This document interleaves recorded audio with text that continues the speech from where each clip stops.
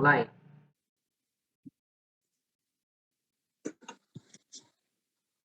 Assalamualaikum warahmatullahi wabarakatuh. Perkenalkan, nama saya Adelia Giska Cantika dari kelas manajemen 19C. Di sini saya akan menyampaikan materi tentang obligasi. Obligasi atau bond merupakan suatu promise atau surat tanda berhutang di mana peminjam dana setuju untuk membayar bunga dan pokok pinjaman pada tanggal tertentu kepada pemegang obligasi. Obligasi merupakan salah satu macam surat berharga yang diperjualbelikan di pasar modal. Secara umum, surat obligasi setiap lembarnya haruslah mencantumkan nilai pari per value, biasanya mulai dari 1 juta. Nilai pari adalah nilai yang akan dibayarkan oleh penerbit obligasi kepada pemegang obligasi saat jatuh tempo. Obligasi harus mencantumkan tanggal jatuh tempo, yaitu maturity obligasi tersebut.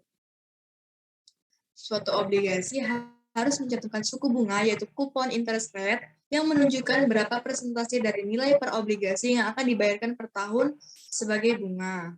Selanjutnya, jenis obligasi yang pertama, obligasi pemerintah, obligasi perusahaan, obligasi pemerintah daerah, dan obligasi luar negeri. Selanjutnya, jenis obligasi berdasarkan kupon bunga. Obligasi dengan tingkat suku bunga tetap, yaitu fixed rate. Yang kedua, obligasi dengan tingkat suku bunga mengambang floating rate. Yang ketiga, obligasi dengan tingkat suku bunga 0, yaitu zero. Dan yang terakhir, obligasi dengan diskon penerbitan awal, or initial issue discount. Selanjutnya, memberikan sejumlah keuntungan untuk para pemegang, diantaranya keuntungan yang diperoleh dari kupon bunga, yang terbagi atas 3 jenis, yaitu kupon tetap, fixed kupon, kupon mengambang floating atau variable kupon. Walaupun demikian, ada obligasi yang tak memberlakukan kupon, imbal balik obligasi yang didapat besar tergantung dari jangka waktu obligasi. Makin lama, makin besar keuntungannya. Untungan yang diperoleh dari selisih harga obligasi setelah diperdagangkan, misalnya harga awal obligasi 100%, ketika hendak dijual, harganya ternyata naik menjadi 115%. Jadi, kalau Anda menjualnya keuntungan yang dapat adalah 15%, istilah selanjutnya aman karena pembayaran kupon dan pokok dijamin Undang-Undang Nomor 24 Tahun 2002 atau Undang-Undang Nomor 19 Tahun 2008.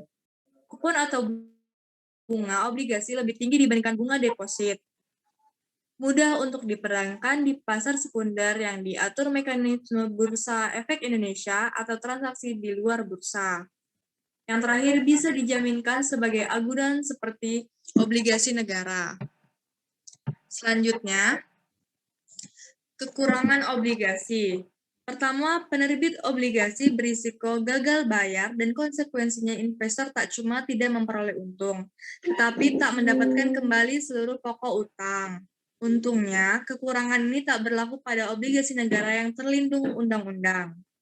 Yang kedua, rentan terhadap perubahan suku bunga, ekonomi, dan kondisi politik yang tidak stabil. Perubahan-perubahan tersebut berdampak pada pasar keuangan. Dan yang terakhir, menjual obligasi sebelum jatuh tempo di pasar sekunder menimbulkan kerugian bagi investor, sebab harga jualnya lebih rendah dari harga belinya. Selanjutnya, obligasi yang dapat dikonversi atau convertible bond adalah obligasi yang atas berkehendak pemiliknya dapat ditukarkan dengan saham, bisa perusahaan emiten. Bagi perusahaan penerbitan obligasi dapat dikatakan sebagai penerbitan saham yang ditunda.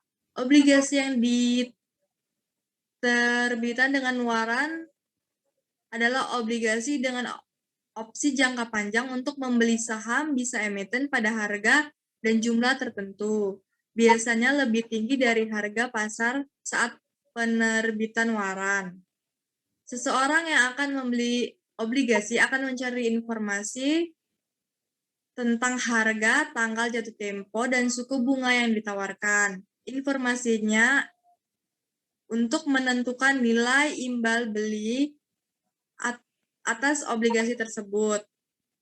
Imbal hasil obligasi dihitung dengan 3 cara, yaitu pertama, imbal hasil jatuh tempo, yield to maturity. Yang kedua, imbal hasil saat penebusan, yield to call. Yang ketiga, imbal hasil saat ini. Selanjutnya, harga obligasi bisa berubah dari waktu ke waktu. Misal, ketika kondisi ekonomi berubah, harga obligasi juga bisa ikut berubah. Ketika tingkat suku bunga naik, biasanya harga obligasi akan turun. Yang kedua, risiko yang dihadapi oleh pemegang obligasi adalah risiko tingkat bunga dan risiko tanggal bayar. Yang terakhir, obligasi akan diberikan peringkat oleh lembaga pemeringkat yang diakui seperti Moody's Standard dan Poor atau S&P, dan di Indonesia adalah PT Pevindo, peringkat tertinggi adalah AA dan terendah adalah D. Selanjutnya, namun sebelum menerbitkan obligasi, ada baiknya jika Anda melakukan manajemen keuangan dengan baik dan tepat, seperti membuat laporan laba rugi, laporan keuangan, laporan arus kas, dan laporan perubahan modal. Begitulah materi tentang obligasi yang bisa dapat saya sampaikan. Apabila ada kesalahan kata, mohon maaf. Wassalamualaikum warahmatullahi wabarakatuh.